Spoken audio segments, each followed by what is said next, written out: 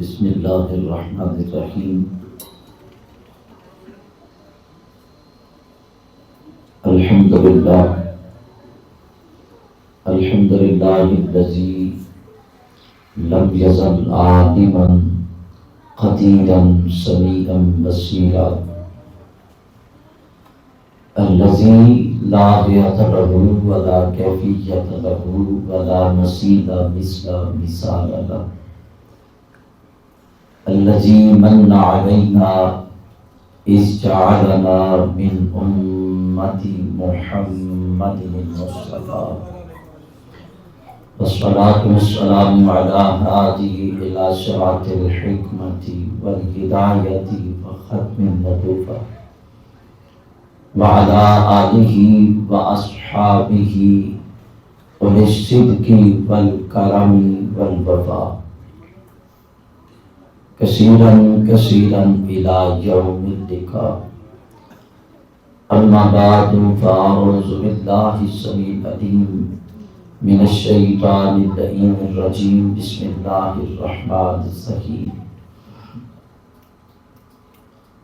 قل لا اسألکم علیہ اجرا الا المودۃ فی القربى صدق اللہ مولانا العظیم وبلغنا رسولہ النبی الکریم الامین ان اللہ وملائکتہ یصلون علی النبی یا ایھا الذین آمنوا صلوا علیہ وسلموا تسلیما الصلاۃ والسلام علیک یا رسول اللہ وعلی آلک واصحابک یا سیدی یا حبیب اللہ صلاة و سلاما علیک یا رسول اللہ وعلی آلک و اصحابک یا سیدی یا شفیع المذنبین۔ ہر ابتدا سے پہلے ہر انتہا کے بعد نام نبی بلند ہے، نام خدا کے بعد دنیا میں احترام کے لائق ہیں جتنے لوگ، میں سبھی کو مانتا ہوں مگر مصطفیٰ کے پاس۔ قتل حسین اصل میں مرگ یزید ہے، اسلام زندہ ہوتا ہے پھر کربلا کے بعد۔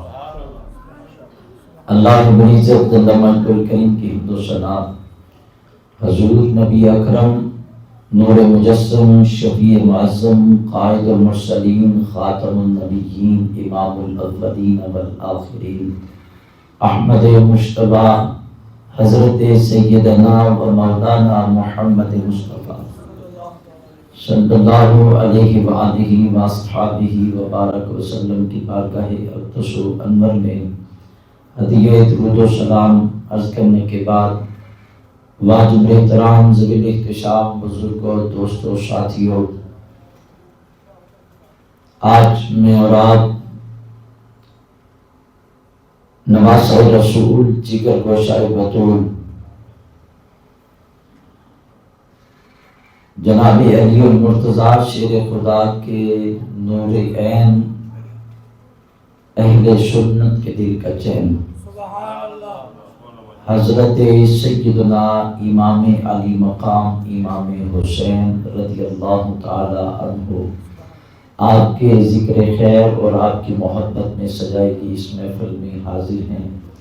اللہ میری اور آپ سب کی حاضری بارگاہ حسینیت میں قبول فرما، اور اللہ تعالیٰ مجھے آپ سب کو نگاہ امام علی مقام سے فیض یاب فرمائے، اور امام علی مقام کی نورانی باطنی توجہات اور فیض و برکات اللہ ہم سب کو نصیب فرمائے۔ نبی پاک سرکار مدینہ صلی اللہ علیہ وسلم کے ساتھ جس کو بھی نسبت ہوئی ہے، اللہ تعالیٰ نے اس نسبت کے بدلے میں اسے عزت عطا فرمائی۔ اہل سنت کا عقیدہ یہ ہے کہ ہم نے جس کو مانا ہے وہ نبی پاک کی وجہ سے مانا ہے، نبی پاک کی وجہ سے مانا ہے، اور اللہ تعالیٰ بھی یہی پسند فرماتا ہے کہ مجھے رب محمد کہہ کے پکارا جائے، رب محمد کہہ کر پکارا جائے۔ اشارہ کر دیتا ہوں، اللہ تعالیٰ نے ساری کائنات بنائی ہے، سجائی ہے، سنواری ہے۔ اللہ تعالیٰ نے یہ نہیں فرمایا کہ میں وہ رب ہوں کہ جس نے پہاڑوں کو پیدا کیا یا پہاڑوں کو مارز وجود میں لایا۔ اللہ تعالیٰ نے یہ نہیں فرمایا کہ میں وہ رب ہوں جس نے اس زمین کو گلستان اور رنگ و بو کے ساتھ میں نے سجا سنوار دیا، میں نے آسمان کو بنایا، میں نے زمین کو بنایا، میں نے جو ہے اشراط الارض کو بنایا، میں نے کائنات کا گوشہ گوشہ بنایا۔ لیکن مالک کو جب اپنا تعارف کروانا مخلوق کو پسند آیا کہ میں بتاؤں کہ میں کون ہوں، رب تعالیٰ نے چاہا کہ مخلوق تک یہ پیغام دیا جائے کہ تمہارا رب کون ہے، تو اللہ تعالیٰ سورہ فتح میں فرمایا، سورۃ الفتح شریف کے اندر فرمایا هو الذی ارسل رسولہ، فرمایا میں رب وہ ہوں جس نے سونا محمد رسول بنا کر بھیجا۔ یعنی ہر چیز کا تعارف، ایمان کی حرارت یہ ڈیمانڈ کرتی ہے، رب کو مانا ہے تو رسول اللہ کی وجہ سے مانا ہے۔ حضور کے بتانے، اس وجہ سے مراد یہ نہیں، اس وجہ سے مراد یہ ہے کہ رسول اللہ کے کہنے پہ مانا ہے، کیونکہ رب فرماتا ہے قل هو اللہ احد، حبیب تو فرما دے کہ وہ اللہ ایک ہے، جو تیرے کہے پہ مانے گا وہ مومن بن جائے گا۔ وگرنہ یہودی بھی تو کہہ رہے تھے، خدا بھی، عیسائی بھی تو یہ بات کہہ رہے تھے کہ اللہ تعالیٰ کو مان رہے تھے، اور کچھ جو ہے شرائط کے ساتھ اور بھی کچھ دوسرے مذاہب وہ مانتے ہیں، لیکن اللہ تعالیٰ نے مانا اس کا قبول کیا جنہوں نے زبانی رسول پر اعتبار کر کے مصطفیٰ کے کہنے پہ خدا کو مانا، تو اللہ نے ان کو مان لیا، اللہ نے ان کو پسند فرما لیا۔ توجہ چاہتا ہوں، جب اللہ کو مانا حضور کے کہنے پہ، تو باقی کائنات میں جو کچھ ہے ایمان کی حقیقت بھی زبان مصطفیٰ پہ اعتبار ہے، زبان رسول پر اعتبار ہے، یہ ایمان کی حقیقت ہے۔ جس نے رسول اللہ صلی اللہ علیہ وسلم کی زبان پر اعتبار کر لیا اس کا ایمان کامل ہو گیا، اس کا ایمان کامل ہو گیا۔ تو اس آقا دو عالم صلی اللہ علیہ وسلم نے لوگوں کو کلمہ پڑھایا، جہنم کے راہیوں کو جنت کا راہی بنا دیا، جہنم کے راستے پہ چلنے والوں کو رسول اللہ صلی اللہ علیہ وسلم نے جنت کا راہی بنا دیا۔ امام الانبیاء صلی اللہ علیہ وسلم نے انسانیت کے اصولوں سے ہٹے ہوئے لوگوں کو انسانیت سکھا دی۔ امام الانبیاء صلی اللہ علیہ وسلم نے ڈگمگائے ہوئے لوگ جو اپنا سب کچھ گوا بیٹھے، یہ بھول چکے کہ ہم کون ہیں، ان کو رسول اللہ نے ہدایت کے راستے کا راہی بنایا، اور یہ سب کچھ عطا کر کے ان کو اللہ کی توحید سمجھا کر، ان کو انسانیت کے اصول و ضوابط سمجھا کر فرمایا قل لا اسألکم علیہ اجرا، حبیبہ ان کو کہہ دے جو تمہیں سکھایا ہے اس کے بدلے میں کوئی اجر نہیں چاہتا، الا المودۃ فی القربى، جو میرے قریبی ہیں بس ان سے محبت کرنا، بس ان سے پیار کرنا۔ پوچھا گیا، حدیث ہے عبداللہ ابن عباس راوی، حضرت عمر رضی اللہ عنہ، عمر ابن خطاب اس حدیث کے راوی، سوال پوچھا گیا سیدی یا رسول اللہ صلی اللہ علیہ وسلم وہ آپ کے قرابت دار کون ہیں جن کی محبت اللہ نے ہم پر واجب کر دی ہے؟ تو میرے کریم آقا صلی اللہ علیہ وسلم نے فرمایا وہ علی ہیں، وہ سیدہ طیبہ طاہرہ حضرت فاطمہ الزہرا ہے، وہ حضرت امام حسن مجتبی ہیں، وہ حضرت شہید کربلا امام علی مقام امام حسین ہیں، ان کی محبت واجب کر دی گئی، یہ ضروری ہے، یہ یوں یہ 5 تن پاک ہیں، اور باقی جو اس کے بارے میں مفسرین کے مختلف اقوال ہیں اور اس کا مجموعہ یہ ہے، جو رسول اللہ کے قریب ہے اس کی محبت ضروری ہے۔ ہم نے اصحاب رسول کو مانا ہے تو رسول اللہ کی وجہ سے مانا ہے، ہم نے ازواج رسول کو مانا ہے تو رسول اللہ کی وجہ سے مانا ہے، ہم اہل بیت مصطفیٰ کو اپنے سر کا تاج، اپنے پیشوا و رہنما سمجھتے ہیں تو وجہ رسول خدا ہے۔ حسن مجتبیٰ کو، امام حسین کو جنتی نوجوانوں کا سردار ہم مانتے ہیں، منوایا مصطفیٰ نے ہے۔ ہم مولا علی کو ولیوں کا پیشوا مانتے ہیں، منوایا مصطفیٰ نے ہے۔ سیدہ فاطمہ کو سیدہ نساء العالمین، جنتی عورتوں کی سردار مانتے ہیں، منوایا مصطفیٰ نے ہے۔ میری باتیں سمجھ آ رہی ہیں اب تک؟ میں کیا عرض کر رہا ہوں؟ جس کو مانا ہے رسول کی وجہ سے مانا، رسول کی ایک چھوٹا سا لطیف سا نقطہ ہے، اگر آپ سمجھ سکے، اللہ کو ماننا ہے نبی پاک کے کہنے پہ، آقا کریم کے کہنے پہ۔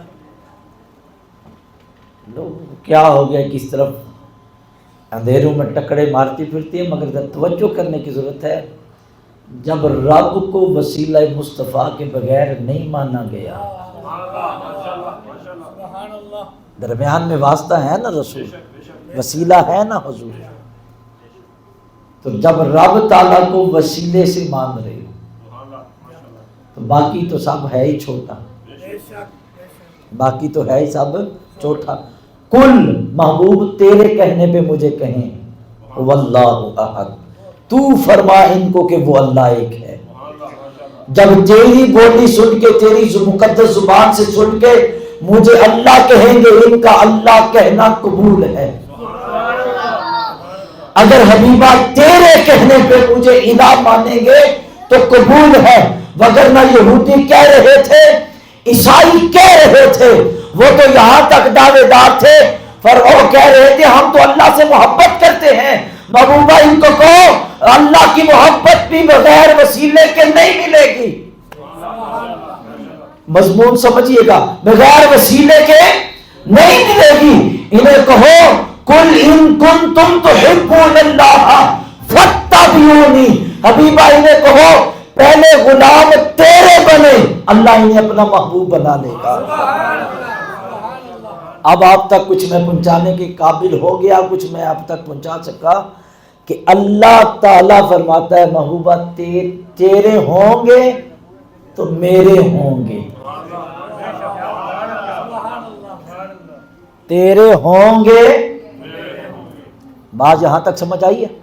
تیرے ہوں گے تو اللہ الہ ہو کر، خالق و مالک ہو کر سجیشن لگا رہا ہے، یہاں پر ہمیں حکم سنا رہے، پہلے اپنے گلوں میں غلامی مصطفیٰ کا پتہ ڈالنا ہوگا، تب تم خدا والے ہوگے، تب تم اللہ والے بنو گے۔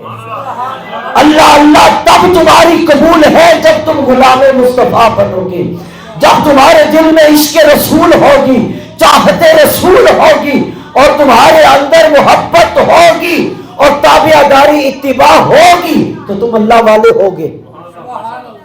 اب اتنی بات سمجھیں، آپ سمجھے، کڑی سے کڑی ملے گی، کڑی سے۔ میرے آقا فرماتے ہیں تم اللہ سے اس لیے محبت کرو کہ اللہ تمہیں نعمتیں دیتا ہے، مجھے اس لیے مانو کہ میں اللہ کا رسول ہوں، اور میرے اہل بیت سے اس لیے محبت کرو کہ وہ میری اہل بیت ہیں،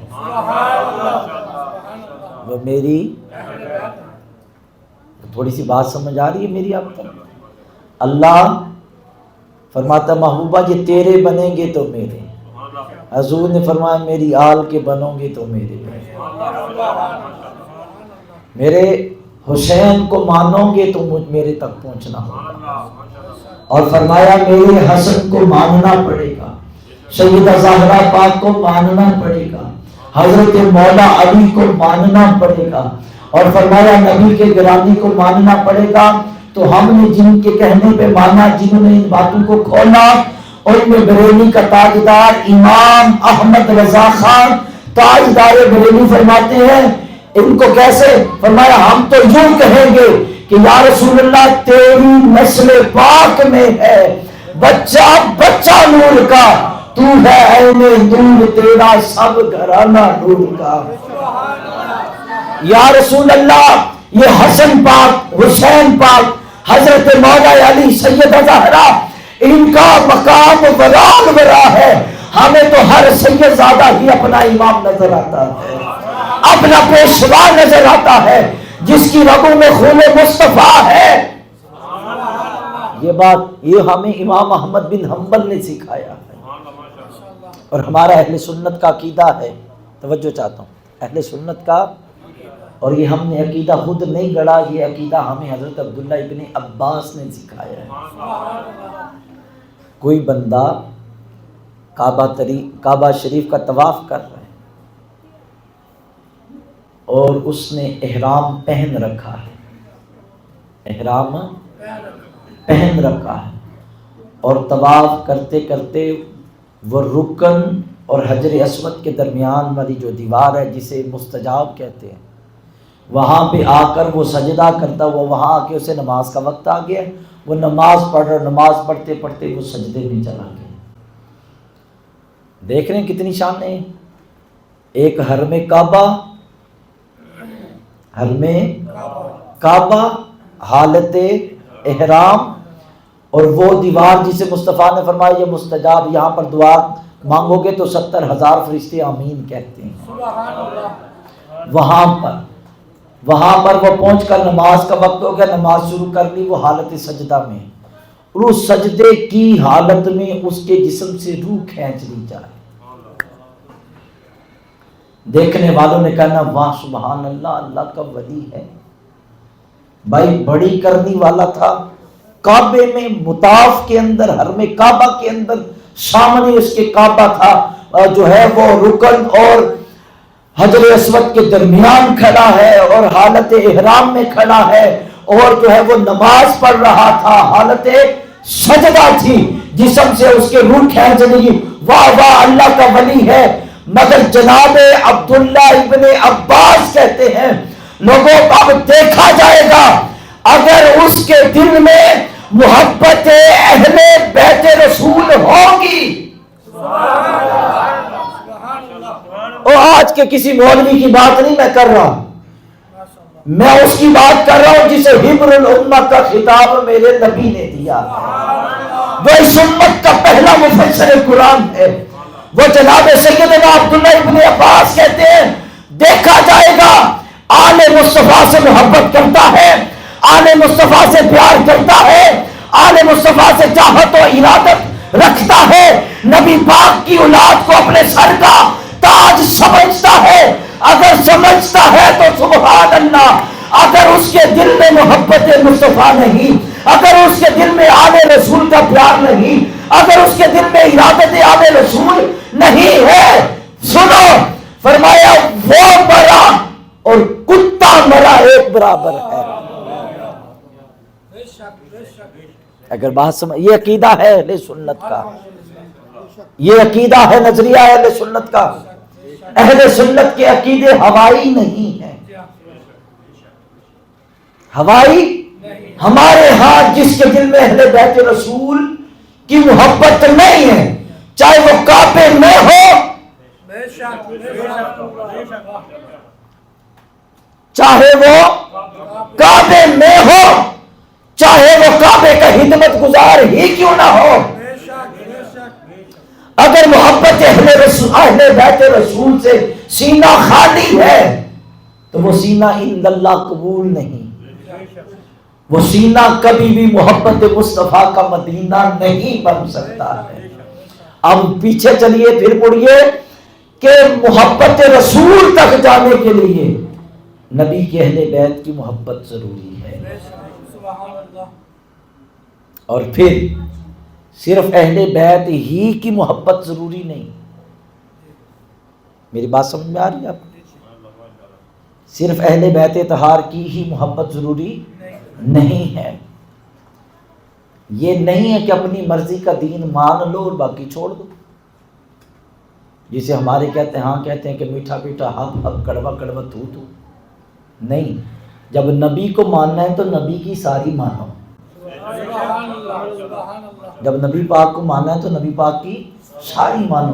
جس آقا کریم علیہ الصلوۃ والسلام نے فرمایا نا کہ حسین، حسن، فاطمہ اور علی میرے اہل بیت ہیں، ان سے محبت کرو، اسی آقا کی زبان سے نکلا ہے اللہ اللہ فی اصحابی لا تتخذوهم غرضا من بعدی من احبهم فبحبی احبهم ومن ابغضهم فببغضی ابغضهم۔ فرمایا اللہ سے ڈرنا میرے صحابہ کے بارے میں۔ آج جس طور سے ہم گزر رہے ہیں، کوئی صحابہ کی آڑ لے کر، صحابہ کی محبت کا نعرہ لگا کے اہل بیت پر تیر برسا رہا ہے، اہل بیت طہار کی مخالفت کرتا ہے، اہل بیت کا نام آئے تو اس کا چہرہ جو ہے وہ متغیر ہو جاتا ہے، بدل جاتا ہے۔ اور آج ایک طبقہ ایسا بھی ہے جو اہل بیت طہار کی محبت کی آڑ لے کر صحابہ پہ تبرہ کرتا ہے، صحابہ کو برا کہتا ہے، مگر اے اہل سنت تمہیں مبارک ہو، تمہارا سینہ وہ ہے جہاں اہل بیت طہار، اصحاب رسول، ازواج رسول، اولیاء کرام، جس سینے میں یہ ساری محبتیں اکٹھی ہو جائے وہ سینہ اہل سنت کا سینہ ہے۔ یہ اتنا بڑا سینہ جہاں محبتوں کے سارے سمندروں کا ملاپ ہوتا ہے، محبت کے سمندروں کا جہاں پہ ملاپ ہوتا ہے، سارے سمندر جہاں پہ اکٹھے ہیں، وہ سینہ جو ہے، وہ قلب جو ہے، وہ قلب اہل سنت ہے، وہ سنی کا سینہ ہے، وہ اہل سنت۔ نہ ہمیں نبی کے صحابہ کے بارے میں کوئی پریشانی ہے، نہ اہل بیت کے بارے میں پریشانی ہے۔ حضور نے فرمایا اللہ، اب سننا اس حدیث کو سمجھنا، اللہ اللہ فی اصحابی لا تتخذوهم غرضا من بعدی۔ حضور نے فرمایا میرے بعد ان پہ تنقید نہ کرنا، میرے بعد ان پہ تنقید نہ کرنا۔ کون کہہ رہے؟ نبی پاک۔ اگر نبی کو ماننا تھا تو نبی کی کیوں نہیں ماننی؟ لا تتخذوهم غرضا من بعدی، یا تم امت سے خارج ہو یا تم رسول خدا کی امت نہیں ہو۔ نبی پاک فرما رہے ہیں کہ لا تتخذوهم غرضا من بعدی، میرے بعد ان پہ تنقید کی انگلیاں نہ اٹھانا۔ اب سننا، اس کی بیسک سمجھنا، بنیاد سمجھنا۔ حضور نے فرمایا ان پہ تنقید کی انگلیاں جو اٹھا رہا ہے اہل سنت کی مخالفت نہیں کر رہا، وہ اپنے نبی کی مخالفت کر رہا ہے، وہ رسول اللہ کا مخالف ہے، جو ان پہ جو ہے اعتراض کے مشتر چلاتا ہے، جو انگلیاں اٹھاتا ہے اور اگلے لفظ قابل غور ہیں۔ حضور نے فرمایا لا تتخذوهم غرضا من بعدی من احبهم فبحبی احبهم۔ فرمایا جو ان سے محبت کرے گا میری محبت کی وجہ سے کرے گا، جو ان سے محبت کرے گا، میری بات سمجھیے گا، غور کریے گا، تولیے گا، پڑھے لکھے افراد تشریف فرمائیں، جو ان سے محبت کرے گا میری محبت کی وجہ سے کرے گا۔ اس کا مطلب ہے صحابہ کرام علیہ رضوان کی محبت اس وقت آئے گی جب محبت مصطفیٰ ہوگی۔ اس نقطے تک پہنچیے میں کیا کہہ رہا ہوں، اور یہ نقطہ خاک نقطہ میرا ہے، یہ تو پورا مضمون ہے میرے نبی کا۔ فابی احبی، ان سے محبت کرنا میری محبت کی وجہ سے، سبب یہاں بھی تو وسیلہ حضور ہی بن رہے، یہاں بھی وسیلہ حضور کی ذات پر۔ فرمایا میرے محبت، صحابہ کی محبت کے لیے میری محبت وسیلہ ہے، میری محبت ہوگی تو صحابہ کی محبت ہوگی۔ اب اس سے نتیجہ یہ نکلا، توجہ، جو کہتے ہیں صحابہ مجھے اچھے نہیں لگتے، مصطفیٰ کی حدیث بتاتی ہے جس کے دل میں صحابی کی محبت نہیں ہے اس کے دل میں مصطفیٰ کی محبت بھی نہیں ہے. فابی احبی احبہم، میری محبت کی وجہ سے ان سے محبت کرنا. میری محبت ہوگی تو صحابہ کی محبت، اور جس کے دل میں ابو بکر کی محبت ہے، جس کے دل میں جناب سیدنا عمر پاک کی محبت ہے، حضرت عثمان غنی کی محبت ہے، حضرت پیر مولا علی کی محبت ہے، جناب طلحہ کی محبت ہے، جناب ابو ہریرہ کی محبت ہے، سعد سعید کی محبت ہے، نبی کے 1,24,000 کم و بیش صحابہ کی محبت ہے. یہ محبت اعلان کر رہی ہے یہ وہ متبرک بندہ ہے جس کے سینے میں محبت صحابہ ہے. محبت صحابہ کا ہونا اس بات کی ضمانت ہے کہ اس سینے میں محبت مصطفیٰ بھی ہے. محبت مصطفیٰ بھی ہے، محبت مصطفیٰ ہو. اور اگلی بات ہے من ابغضہم فابی بغضی اور میں لفظ صحابی بول رہا، اس سے یہ مراد ہے. آج میں معذرت کے ساتھ ہمارے ہاں کچھ ماحول ایسا بن گیا، صحابی لوگ بول کے لفظ صحابی اس سے مراد کوئی اور لیتے ہیں اور شاید اہل بیت کو خارج کرتے ہیں. یہ لفظ صحابی اتنا جامع ہے، اس میں نبی کی ساری بیویاں، نبی پاک سرکار کی ساری اولاد، نبی پاک سرکار کے سارے رشتہ دار جنہوں نے اسلام قبول کیا، نبی پاک کے وہ سارے غلام جو حضور کی غلامی میں آئے، وہ سارے اس کے اندر داخل ہیں. اس کے اندر یہ لفظ صحابی بڑا جامع ہے. بات سمجھ میں آ رہی ہے؟ صحابی بڑا جامع لفظ ہے اور اس میں سارے آ جاتے ہیں. اور میرے کریم آقا صلی اللہ علیہ وسلم کے غلام متوجہ حضور نے فرمایا من ابغضہم فببغضی ابغض، جو تمہیں میرے کسی صحابی سے بغض کرتا نظر آئے تو سمجھ لینا اس کا دل صرف بغض صحابی سے لبریز نہیں. حدیث سمجھو، من ابغضہم فببغضی ابغضہم، فرمایا جو ان سے بغض رکھے گا میرے بغض کی وجہ سے رکھے گا. فرمایا کسی کے پاس صحابی کی محبت ہے تو وہ دلیل ہے کہ یہ نبی کا سچا غلام ہے. جس کے دل میں نبی پاک صلی اللہ علیہ وسلم کا بغض ہے، حضور کا بغض ہے، فرمایا وہ بغض ظاہر کیسے ہوگا؟ کچھ بیماریاں نا وہ ظاہر ہوتی ہیں کہ فلاں بیماری ہو تو اس طرح کی علامات ہوتی ہیں. حضور نے فرمایا جس کے اندر بغض مصطفیٰ ہوگا. اور میں جامع ترمذی سیاستہ کی عین حدیث آپ کے سامنے رکھ رہا ہوں، توجہ سے سمجھیے گا. قصے کہانیاں میں نے آپ کو نہیں سنانی، میں آپ کے سامنے کچھ مضمون رکھ رہا ہوں جو آپ کے عقیدے کو سنوارے گا، کردار کو سنوارے گا. میرے آقا امام الانبیاء کے غلاموں توجہ چاہتا ہوں. حضور نبی پاک صلی اللہ علیہ وسلم کے بغض کی بیماری اگر کسی کو ہو تو وہ ظاہر کیسے ہوتی؟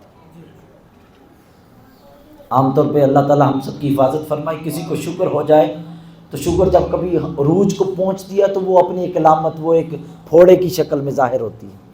اسے کہتے ہیں یہ جناب ہائی سٹیج کی شوگر ہے، یہ ظاہر ہوگی یہاں سے. ٹھیک ہے. اسی طرح اگر بغض مصطفیٰ کی بیماری لگ جائے تو چہرے پہ تو نہیں لکھا ہوتا اسے بغض مصطفیٰ کی بیماری ہے. اس کے شناختی کارڈ پہ کون نہیں لکھ کے دیتا کہ اس کو بغض مصطفیٰ کی بیماری ہے. کچھ چیزیں علامات سے تشخیص کی جاتی ہیں کہ اس کو فلاں بیماری ہے. میرے نبی نے فرمایا جس کو نبی کے بغض کی بیماری ہو اس کی تشخیص کے لیے علامت جو ہے کہ وہ کمینہ میرے صحابہ سے بغض کرتا نظر آئے گا، وہ میرے صحابہ کا بغض اس کے سینے میں ظاہر ہوگا اس کی زبان سے. آج کے اس دور میں اگر کسی شخص کی زبان سے صحابہ کرام کی بغض کی باتیں سنو، وہ صحابہ کو طعن و تشریح کرتا نظر آئے، مت سمجھنا یہ اہل بیت کا ملنگ ہے، مت سمجھنا یہ اہل بیت سے محبت کرنے والا ہے. میرے نبی یہ بیماری ظاہر کر کے گئے اور واضح کر کے گئے. اے میرے عشق کی محبت، میرے عشق کے اندر رہنے والے میرے غلاموں، اس بیماری کو پکڑو اور عشق کے ایسے ڈاکٹر بنو. ایسے ریسرچر بنو جس کی زبان پر بغض ابو بکر ہو، بغض عمر ہو، بغض عثمان ہو، بغض علی ہو، بغض جو امیر معاویہ ہو، تو سمجھ لینا اس کمینے کے دل میں بغض نبی ہے، جو صحابی کے بغض کی صورت میں ظاہر ہو رہا۔ بات سمجھ میں آئی؟ یہ مضمون اہل سنت بڑی مضبوط بنیادوں پہ کھڑے ہیں۔ اہل سنت کوئی ہوا کا تنکا نہیں ادھر سے جھونکا چلا اور اڑا کے لے گیا، 4 بندے ہاں ہاں کرتے آئے اور ہمیں ہانک کے لے گئے۔ نہیں بھائی نہیں، تم اس مضبوط بنیادوں پہ کھڑے ہو، اپنی تاریخ کو سمجھو۔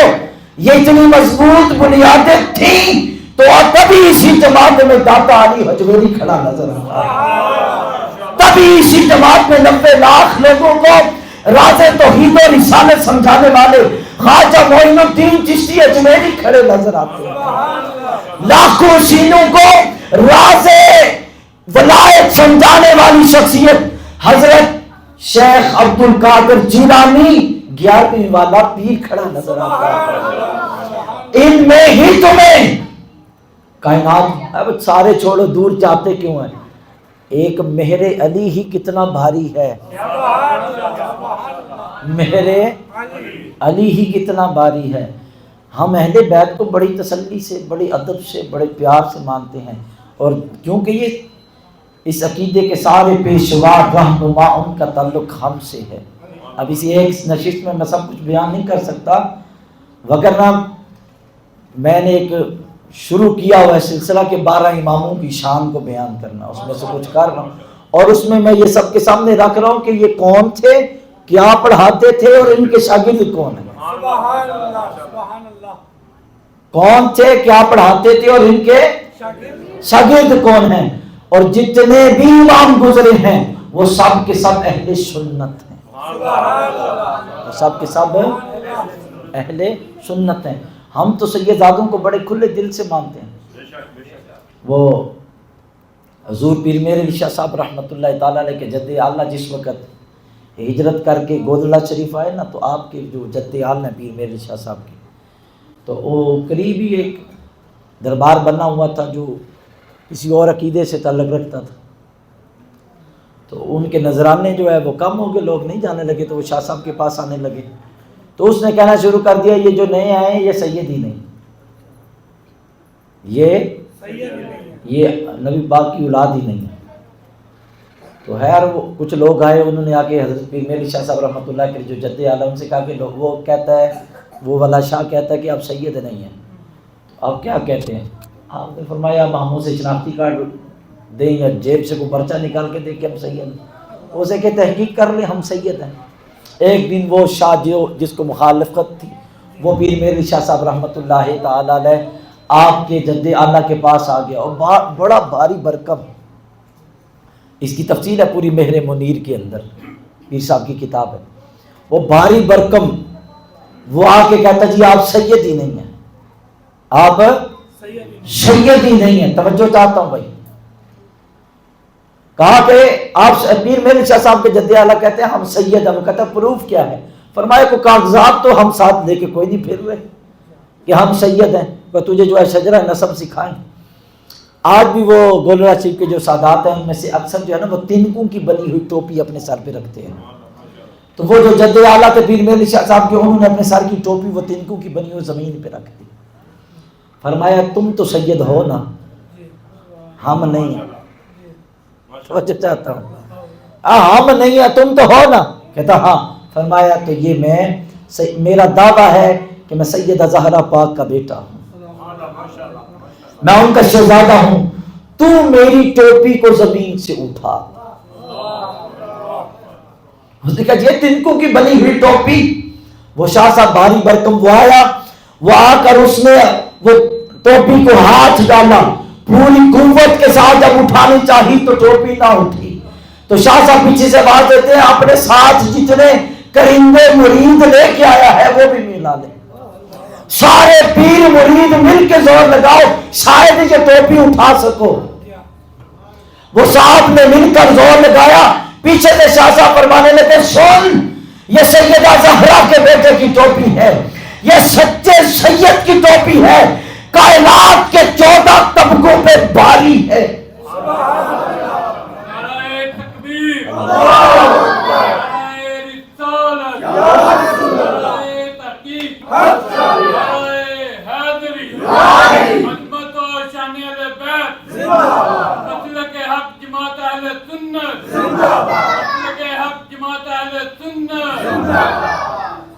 فرمایا یہ سیدزادے کی ٹوپی ہے، کائنات کے 14 طبقوں پہ بھاری ہے، تم نہیں اٹھا سکو گے۔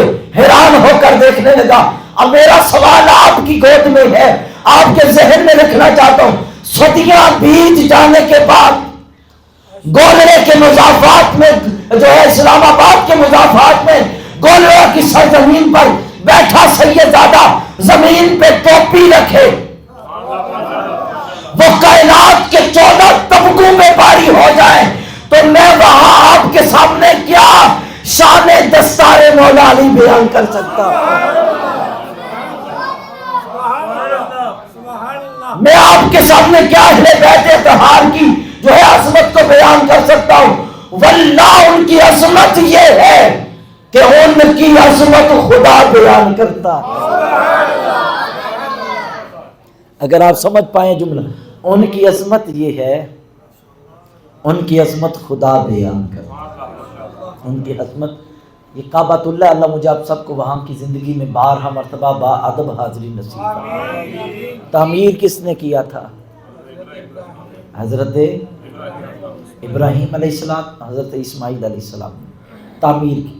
جب تعمیر کیا تو آپ نے آواز، اللہ تعالیٰ کے حکم سے آواز دی، بلا دو یا اللہ اس بیابان میں کون سنے گا؟ فرمایا آواز تو دے۔ فرمایا سناؤں گا میں۔ آپ نے بلایا، جب آواز دی آؤ اللہ کے گھر کا طواف کرو، آؤ اس گھر کا حج کرو، آؤ اس گھر کا طواف کرو، عمرہ کرو، تو جن کی روحیں ابھی اپنے ماؤں کے، اپنے باپوں کی پشتوں میں تھیں، جس روح نے کہا نا لبیک، آج وہی عمرہ کر رہا ہے، وہی حج کر رہا ہے، وہی عمرہ کر رہا ہے، وہی یا اللہ میں نے کہہ دیا۔ فرمایا جن کو سنانا تھا انہوں نے لبیک کہہ دیا، قیامت تک اب آتے رہیں گے۔ یا اللہ میرے ذمہ کیا ہے؟ فرمایا تم ایسا کرو میرے کعبے کو پاک ستھرا کرو، انتخر بیتی للطائفین والعاکفین والرکع السجود۔ فرمایا اے پیارے ابراہیم و اسماعیل میرے کعبے کو پاک کرو، انتخرا، یہ کعبہ یہ اللہ کا گھر ہے، بیت اللہ ہے، اسے تم پاک کرو۔ اللہ کرے آپ میرے ساتھ جڑے رہیں، میں کہاں لے جانا چاہتا ہوں۔ فرمایا یہ کعبہ ہے، بیت اللہ ہے، آ رہے ہمارے مہمان، آ رہے حج کرنے والے، آ رہے عمرہ کرنے والے، انطہر بیتی للطائفین والعاکفین۔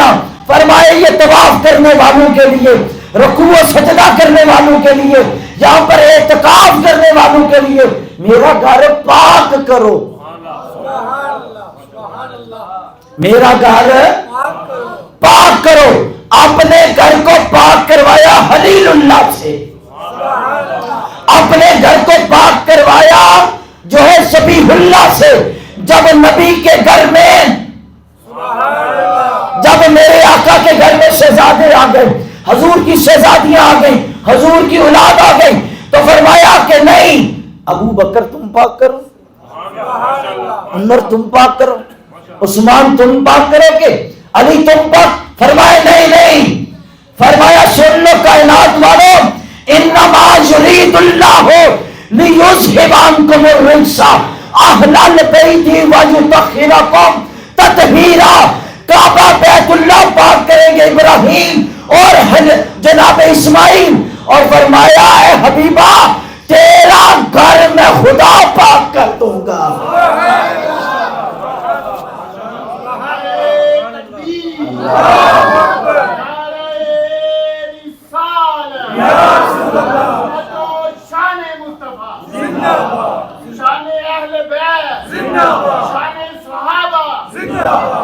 جن کو پاک جناب سیدنا ابراہیم نے کیا، توجہ بھائی، جنہیں پاک جناب ابراہیم نے کیا، جناب ذبیح اللہ اسماعیل نے کیا، ہمیں تو اس کی پاکی پہ بھی شک کوئی نہیں۔ کعبہ پاک ہے نا، کہو نا یار، جن کو شک ہے وہ کعبہ پاک ہے نا۔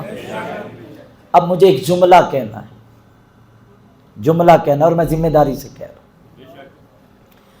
جناب ابراہیم جناب اسماعیل کو دونوں ہاتھوں سے سلام، ان کو دونوں ہاتھوں سے ہمارا عقیدت برا سلام۔ اللہ ہمیں ہمیشہ ان کے عقیدت مندوں میں رکھے، اللہ ہمیں ہمیشہ باادب لوگوں میں رکھے۔ مگر جملہ آپ کی گود میں رکھنا چاہتا ہوں اس کا، اور سوال ہے، جناب ابراہیم جناب اسماعیل نے کعبۃ اللہ کو پاک کیا اپنی بساط کے مطابق، اپنی طاقت کے مطابق، اپنی ہمت کے مطابق۔ نبی کی آل کو رب نے پاک کیا اپنی شان کے مطابق۔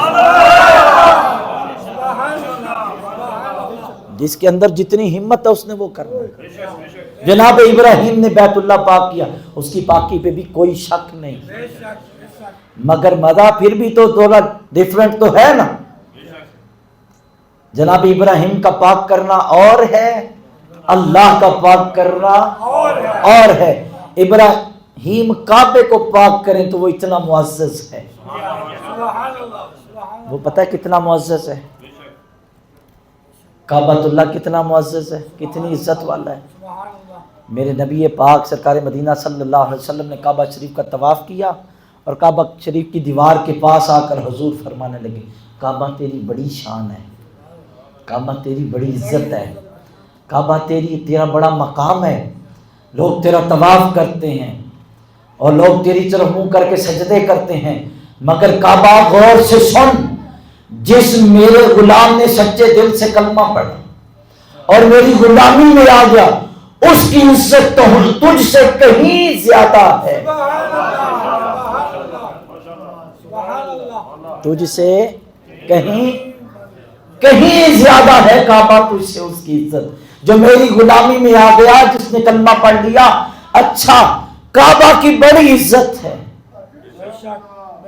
جسے جناب ابراہیم نے پاک کیا، بیت اللہ کی بڑی عزت ہے جس کی طرف میں اور آپ منہ کر کے نماز پڑھتے ہیں، مگر اس کی عزت ایک بندہ مومن کی عزت سے کم ہے۔ میں حدیث عرض کر رہا ہوں، اگر آپ کو سمجھ آ رہی ہے تو سبحان اللہ کہتے ہیں۔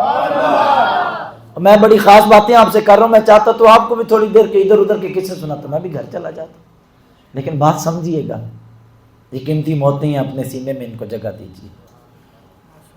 میرے آقا کے غلاموں، کعبہ بڑا عزت والا ہے، جناب ابراہیم نے پاک کیا، مگر اس کعبہ سے کہیں بڑھ کے میرے مصطفیٰ کے ایک غلام کی عزت ہے۔ ہاتھ جوڑ کر آپ کو تنگ کرنے کی نیت سے نہیں، صرف اصلاح کی نیت سے یہ بات عرض کرنا چاہتا ہوں، کعبے کی عزت کرتے ہو، نبی کے غلام کی کیوں نہیں کرتے؟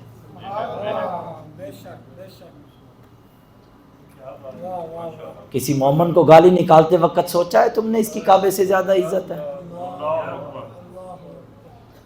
کسی مومن پہ تنقید کرنے سے کبھی پہلے سوچا ہے کہ حضور نے فرمایا کہ میرے غلام کی کعبے سے زیادہ عزت ہے؟ آج تو دعائیں کرتے ہیں، علامہ صاحب، پیر صاحب، حضرت صاحب، فلاں صاحب، فلاں صاحب، دعا کریں اللہ مجھے بیت اللہ کا حج نصیب کرے، میں کعبۃ اللہ کو اپنی آنکھوں سے دیکھوں، میں کعبے کی عظمت کا انکاری نہیں ہوں، کعبۃ اللہ ہمارا قبلہ ہے، مگر اس قبلے جس نے بیان فرمایا یہ قبلہ ہے، اسی نبی نے فرمایا کہ میرے غلام کی عزت اس کعبے سے زیادہ ہے۔ کسی مومن مسلمان کسی عاشق رسول کو منہ بڑھ کے گالی بکنے سے پہلے یہ کیوں نہ سوچا جسے میں کچھ کہنے لگا ہوں آج سے 1400 سال پہلے امام الانبیاء اسے کعبے سے زیادہ معزز قرار دے چکے ہیں۔ یہ سوچنے کی باتیں، اگر یہ باتیں ہمارے اندر آ جائیں تو یہی حسینی پیغام ہے، یہی امام عالی مقام، یہ یزید اسی پٹری سے اترا تھا تو حسین کھڑے ہو گئے۔ یزید جو ہے وہ لوگوں کی عزتیں پامال کر رہا تھا، حسین عزتیں بچانے گئے ہیں۔ اب سوال پھر وہیں پہ، کعبۃ اللہ عزت والا ہے، محمد کی عزت اس سے زیادہ ہے۔ کعبہ کو جناب ابراہیم نے پاک کیا، میرا مضمون ذہن میں ہے نا، کعبہ کو ابراہیم پاک نے پاک کیا ہے تو اس کی عزت بڑی ہے، مگر محمد کی عزت اس سے زیادہ ہے۔ اگر کسی کے دل میں محبت حسن نہ ہو، اگر کسی کے دل میں محبت پاک حسین نہ ہو، اگر کسی کے دل میں محبت سیدہ زہرا پاک نہ ہو، اگر کسی کے دل میں مولا کائنات علی المرتضیٰ شیر خدا تاجدار حلاتا مشکل کشا ان کی محبت نہ ہو، وہ مومن ہی نہیں ہوتا ہے۔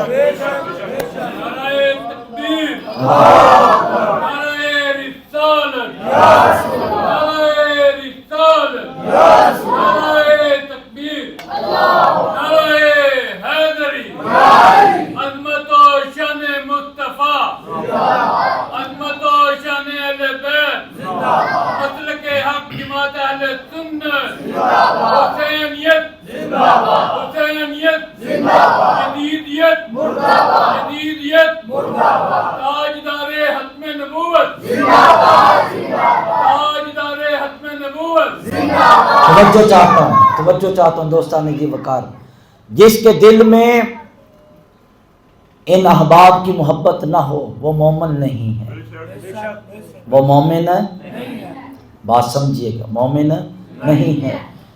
اس کا مطلب ہے جس کے دل میں محبت پنج تن پاک نہیں وہ مومن وہ کعبے سے افضل نہیں ہے۔ مان گئی اتنی بات؟ ایمان ہے اتنی بات پہ یقین رکھتے ہیں؟ جس کے دل میں محبت نہیں ہے پنج تن پاک کی، اور اس محبت میں اہل بیت بھی شامل ہے، صحابہ بھی شامل ہیں، نبی کی ازواج بھی شامل ہیں، جس دل میں یہ محبت نہیں ہے وہ مومن نہیں ہے۔ تو دوستان ذی وقار توجہ چاہتا ہوں، اب جملہ مجھے پتہ نہیں آپ نے ضائع کرنا ہے کہ سینے لگانا ہے۔ جن کی محبت ہمیں کعبے سے افضل بنا دیتی ہے،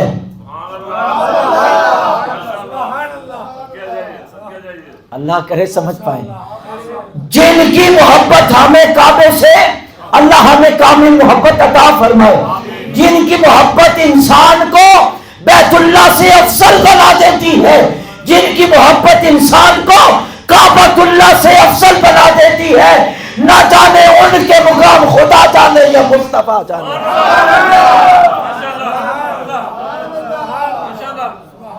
ان کے مقام یا خدا جانے یا مصطفیٰ جانے۔ چھوٹی میرے جیسی تو کمزور عقلیں ان کی شان بیان کرنے کے قابل ہی نہیں، بس ہم نے غلامی کرنی ہے، ہم نے غلامی کرنی ہے۔ کون ہے نبی کی آل؟ کون ہے نبی کی حال؟ کبھی سمجھو، کسی سے سمجھاؤ نہ جا کر۔ میرے کریم آقا سید کونین صلی اللہ علیہ وسلم نے فرمایا، جامع ترمذی ہے، حضور علیہ الصلوۃ والسلام کی گود میں حضرت امام حسن ہیں اور امام حسین، امام حسن ہے اور امام حسین، پر دونوں شہزادے امام الانبیاء صلی اللہ علیہ وسلم کی گود میں بیٹھے ہیں، اور حضور علیہ الصلوۃ والسلام نے مجمع صحابہ میں فرمایا، حضور علیہ الصلوۃ والسلام نے فرمایا، من احبنی، توجہ بھائی، من احبنی و احب ہذین و ابوہما و امہما کان معی فی درجتی یوم القیامہ۔ حضور نے فرمایا، لوگوں جس نے مجھ سے محبت کی، جس نے میرے ان دو شہزادوں سے یعنی مولا حسن سے اور جناب امام علی مقام امام حسین سے محبت کی،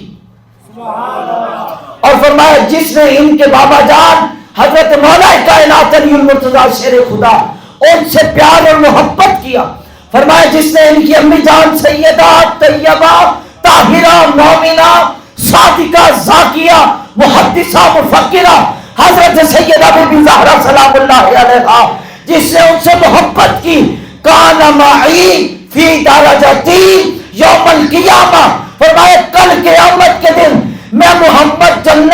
درجے پہ ہوگا وہ بندہ مومن بھی جنت میں اسی درجے پہ ہوگا.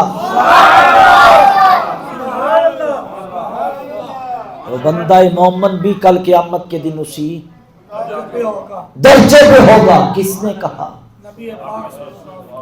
آقا کریم نے کہا. نہیں میں چھوٹا جملہ کہہ گیا. آقا کریم نے, میں یوں کہا جنت کے مالک نے کہا ہے.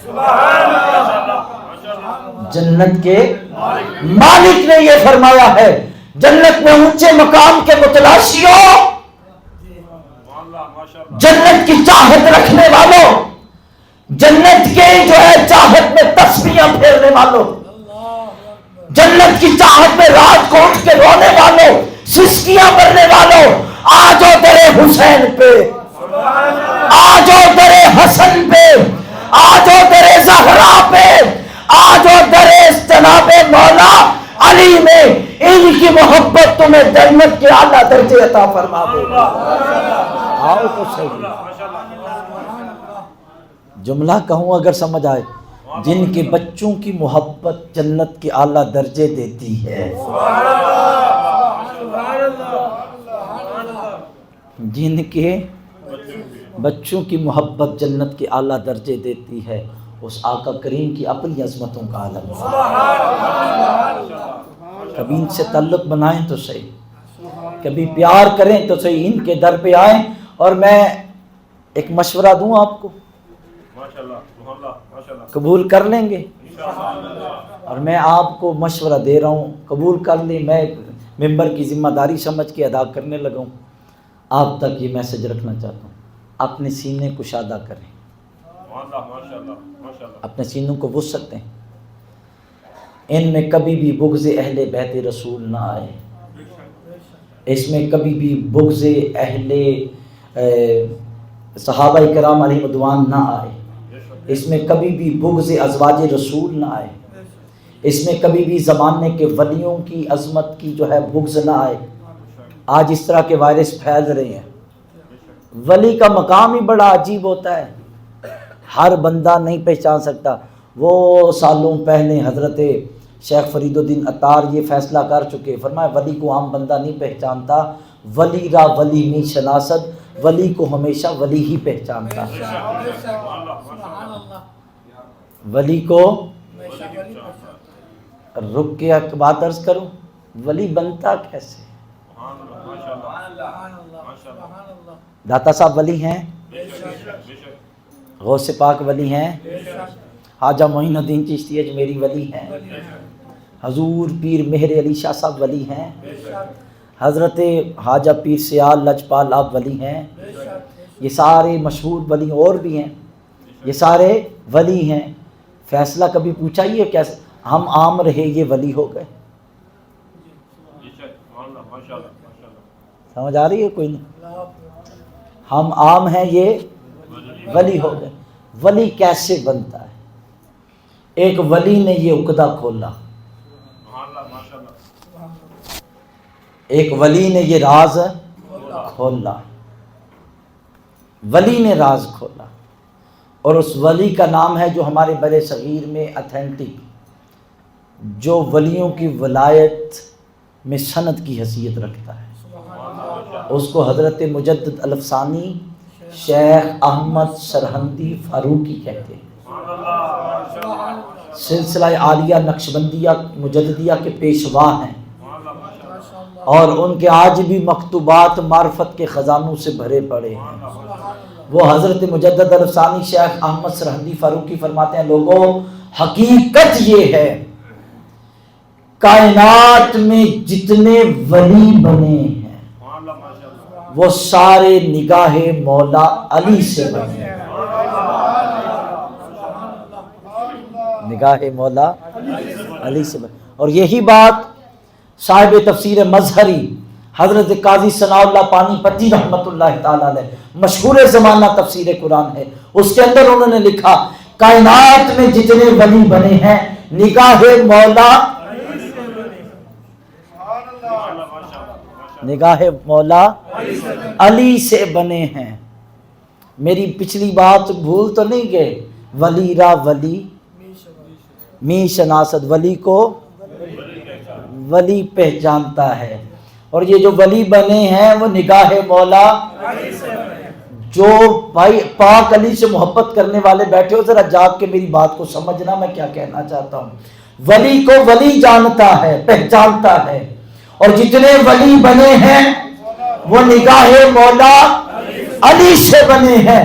حضرت علی پاک اپنی محبت پر ہی، چاہت پر ہی نگاہ ڈال دیں تو بندہ زمانے کا ولی بنتا ہے، بلکہ یوں کہو نگاہ علی اٹھے تو داتا علی حجویری بنتا ہے، نگاہ مولا علی اٹھے تو ہند الولی حضرت خواجہ معین الدین چشتی اجمیری بنتے ہیں، اگر نگاہ مولا علی ہو جائے تو مجدد علم ثانی بنتے ہیں، نگاہ علی اٹھے تو مہر علی بنتا ہے۔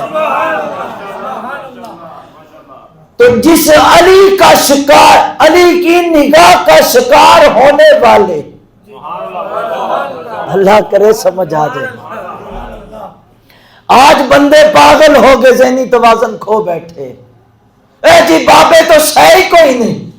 میں نے کہا اس لیے کہہ رہے شے کوئی نہیں کہ تم ولی نہیں یا ولیوں کی جماعت سے نہیں ہو، واللہ اگر ولیوں کی جماعت سے ہوتے تو تم کبھی بھی یہ بک بک نہ کرتے، کیونکہ یہ فیصلہ ہے ولی کو ولی پہچانے گا۔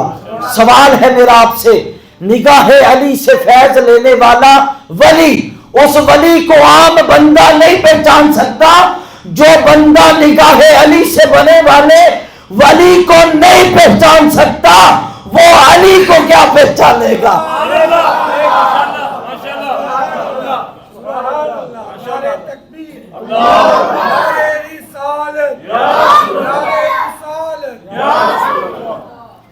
وہ کیسے مولا علی کو پہچانے گا؟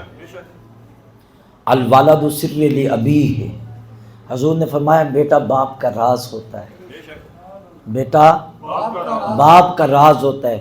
مولا حسن کی چمک نظر آتی ہے یا مولا حسین کی چمک نظر آتی ہے؟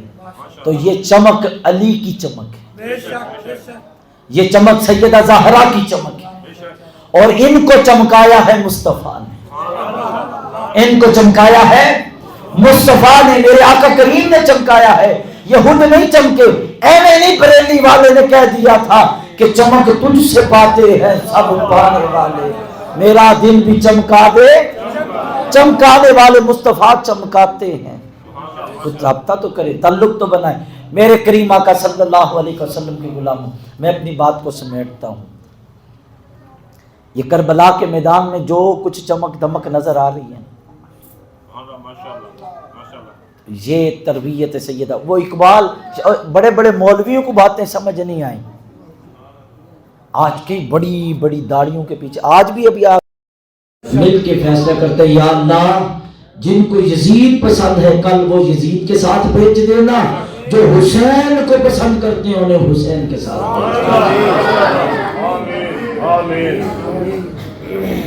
جسے یزید پسند ہے وہ یزید کے جائے، جنہیں حسین پسند ہے وہ حسین کے پیچھے جائے۔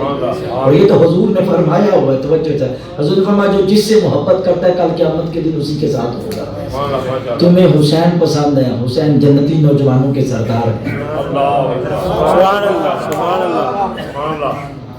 جنتی نوجوانوں کے سردار، عام بندوں کو اب دیکھو وہ تبصرے اور جو درمیان میں علمی طور پہ لوگوں کو فساد میں ڈالنے کی کوشش کرتا تھی۔ یزید خلیفہ تھا اور امام علی مقام نے خلیفہ کے خلاف بغاوت کی ہے، اور حکم یہ ہے کہ خلیفہ کے خلاف بغاوت کرنے والے کو قتل کر، تو اس لیے یزید نے ٹھیک قتل کیا، نعوذ باللہ من شر ذالک۔ پہلی بات یہ ہے کہ یہ اہل سنت کا اور جمہور امت کے اولیاء کرام کا یہ موقف ہے کہ یزید خلیفہ ہی نہیں، بے شک بے شک یزید خلیفہ، بات سمجھو دوست، یزید خلیفہ ہی نہیں، وہ ایک مسلمانوں کے خلیفہ بننے کی شرائط ہے، وہ ظالم جابر نہیں ہونا چاہیے، وہ شریعت کا غدار نہیں ہونا چاہیے، وہ نبی پاک سرکار دو عالم کی شریعت میں جن چیزوں کو حرام قرار دیا گیا ہے انہیں حلال کرنے والا نہ ہو، جنہیں حرام کیا انہیں حلال کرنے والا نہ ہو۔ یزید اللہ اور اس کے رسول کے حلال کیے ہوئے کو حرام قرار دے رہا ہے اور ان کے حرام کیے ہوئے کو حلال قرار دے رہا ہے. وہ جو ہے وہ شراب نوشی کرنے والا زانی اسلامی دربار میں سب سے پہلے جس شخص نے باقاعدہ مجرا کروایا، کنجریاں نچوائی، وہ یزید ہے. جس نے بندر لڑوائے، جس نے جو ہے وہ ریچھ پال رکھے تھے، یہ ساری اس کے اندر خرافات تھی. یزید کے اندر یہ خرابیاں تھیں تو امام علی مقام امام حسین نے خروج کیا اور فرمایا. اور یہ امام علی مقام کا اپنا خطبہ ہے، تاریخ کی مشہور کتاب، تاریخ کی کتاب ہے الکامل امام ابن عدی کی، جلد نمبر اس کی 4 ہے. اس کے اندر امام کربلا کی طرف جاتے ہوئے یہ فرما رہے ہیں، لوگوں میں تخت کے لیے نہیں جا رہا، تخت کے لیے نہیں جا رہا، یہ تاج کے لالچ میں نہیں. جن کے سر پہ نبیوں کے امام کا امامہ ہو وہ دنیا کے بادشاہوں کے بلکہ ہمارا تو نعرہ ہے وہ تخت سکندری پہ تھوکتے نہیں ہیں، آقا بستر لگا ہے جن کا تیری گلی. جو تو در رسول کی، جو آقا کریم کے مدینے کی گلیوں میں جا کے بیٹھے، وہ تو سکندر کے تخت کی طرف دے کے تھوکتا بھی نہیں ہے. وہ کہتا ہے کہاں تیرا تخت اور کہاں ماہی کے در کی گلیاں، کہاں تیرے تخت بادشاہوں، کہاں تمہاری اعلیٰ مسندیں اور کہاں تیرے مصطفیٰ کی فقیری. خبر تمہیں یہ کون ہے؟ خبر ہی نہیں. اوے وہ تو ہم گلی میں بیٹھ کے کہتے ہیں ہم سکندر سے اعلیٰ ہیں. اللہ آپ کو مدینہ شریف لے جائے. جو ڈگے ہیں وہ اس بات کی تائید کریں گے، واللہ آپ اعلیٰ سے اعلیٰ مسند پہ بیٹھیں، مگر جو حضور کے سامنے گلی گزرتی ہے نا، اس گلی میں بیٹھ کر آقا کے روزے کو دیکھنے کا جو مزہ ہے وہ کائنات کے کسی نظارے میں نہیں، وہ مزہ کہیں بھی نہیں ہے. ہم گلی میں بیٹھ کے روزہ دیکھیں تو ہم کہتے ہیں ہم جیسا خوش نصیب کوئی نہیں ہے. تم کہتی ہو وہ گئے تھے تخت کے لالچ میں، ارے حسین وہ ہے جو مصطفیٰ کی مسند پہ بیٹھا کرتے تھے، حضور کی مسند پہ بیٹھا کرتے تھے. کیا سمجھے تم نے حسین پاک کو؟ واللہ وہ کہہ رہے میں تخت کے لیے نہیں جا رہا، میں جو تاج کے لیے نہیں جا رہا، میں حکومت کے لیے نہیں جا رہا. میرے پیش نظر میرے آقا، میرے مولا، میرے منجا، میرے بابا امام الانبیاء کا فرمان ہے، حضور کی حدیث ہے. امام الانبیاء نے فرمایا جب جابر ظالم لوگ شریعت کو بدلنے والے وہ جو ہے وہ مسندوں پہ بیٹھے تو فرمایا حق والوں کو لیے واجب ہے وہ باہر نکلے اور انہیں روکے، ان کا دفاع کریں، ان کو ہٹائیں، پیچھے کریں. اور فرمایا میں یوں کہوں امام علی مقام نکلے ہیں، یزید کے خلاف خروج کیا ہے، ساری امت کا واجب اکیلے حسین نے ادا کیا. یہاں حق تھا، تمہیں سمجھ نہیں ہے، یہ باغی تھے، شرم نہیں آئی. اور پھر اس سے اگلی بات کروں گا، کیسے باغی کہہ دیا، کتنا منہ پھاڑ کے تم نے کہہ دیا باغی. شرم کر. حضور نے فرمایا حسین منی و انا من الحسین، حسین منی و انا. حضور فرماتے ہیں لوگوں میں حسین مجھ سے ہے اور میں حسین سے، حسین مجھ سے ہے میں حسین سے ہوں. عجیب بات ہے، حسین مجھ سے ہے، حسین توجہ کریے، حسین یہ تو بات سمجھ آ رہی ہے، یہ بات تو سمجھ آ رہی ہے کہ حسین پاک اپنے نانا جان سے ہے. یہ بات سمجھ نہیں آ رہی کہ نانا نواسے سے کیسے. یہ خدا کھولا ہے عاشقوں کے امام، رازدار عشق مصطفیٰ حضرت امام عبد الرحمن جامی علیہ رحمہ. آپ کی کتاب ہے شواہد النبوہ، کتاب کا نام کیا ہے؟ شواہد النبوہ. اس میں آپ فرماتے ہیں کبھی سوال آیا نا دل میں کہ حسین مجھ سے اور میں حسین. یہ تو سمجھ آ رہا ہے کہ نواسا ہے، ٹھیک ہے، اپنے نانا سے. نانا نواسے سے کیسے؟ سوال کھڑا ہو گیا دماغ میں کچھ. اب یہ ایک لمحے میں ہی عاشق کی بارگاہ میں لیے چلتا ہوں، ایک لمحے میں سوال حل کر دے گا. وہ کہتے ہیں یہ تو بات ٹھیک ہے کہ امام علی مقام امام حسین نبی پاک سے ہیں، نبی پاک حسین سے کیسے ہیں؟ سبحان اللہ. یہ میری گفتگو یہیں سے شروع ہوئی تھی، یہیں پہ آ کے ختم ہو رہی ہے. سمجھئے گا، جس کو مانا ہے حضور کی وجہ سے مانا ہے، اور حضور نے اپنی محبت کا واسطہ بنایا ہے کچھ محبتوں کو. حضور نے اپنی محبتوں کو واسطہ بنایا ہے، اپنی محبت کا. حضور کی محبت کو پانے کے لیے بھی کچھ محبتیں ضروری ہیں. ان میں سے میں اشارہ کر کے بات ختم کر رہا ہوں. میرے آقا امام الانبیاء کے غلام حسین مصطفیٰ سے ہیں، کیونکہ نواسے ہیں، بیٹی کے بیٹے ہیں، اور حضور نے فرمایا میری بیٹی کا بیٹا ہے اور میرا بیٹا ہے. اور میرے آقا کریم کی یہ بات تو سمجھ آئی کہ حسین مجھے حسین کیسے ہیں. امام عبد الرحمن جامی علی رحمہ شواہد النبوہ میں آپ فرماتے لوگوں، امام علی مقام امام حسین رضی اللہ تعالیٰ کی عمر ہے تقریباً 56-57 سال. فرمایا سیدہ زہرا سلام اللہ علیہا کی گود سے لے کر کربلا کی اثر تک. سبحان اللہ. یہی سننے آئے تھے، یہی سننے آئے تھے. ایک مضمون میں سارا حسین لے جاؤ، ایک جملے میں سارا حسین لے جاؤ، جا کے جتنی مرضی تشریح کرتے رہنا ختم نہیں ہوگی، زندگیاں ختم ہو جائیں گی. سیدہ زہرا کی گود سے لے کر 10 محرم 60 ہجری کی اثر تک حسین نبی سے تھے. حسین جملہ سننا، شریعت بھی نہیں توڑی، احتیاط بھی نہیں توڑی، بات بھی کر گئے. فرمایا حسین سیدہ زہرا کی گود سے لے کر 60 ہجری کی محرم کی 10 جو ہے اثر تک، فرمایا حسین اتنی دیر تک نبی سے تھے، وجود حسین نبی سے تھا. فرمایا اس کے بعد فرمایا اس 10 محرم سے لے کر قیامت تک نبی کا سارا دین حسین سے ہے.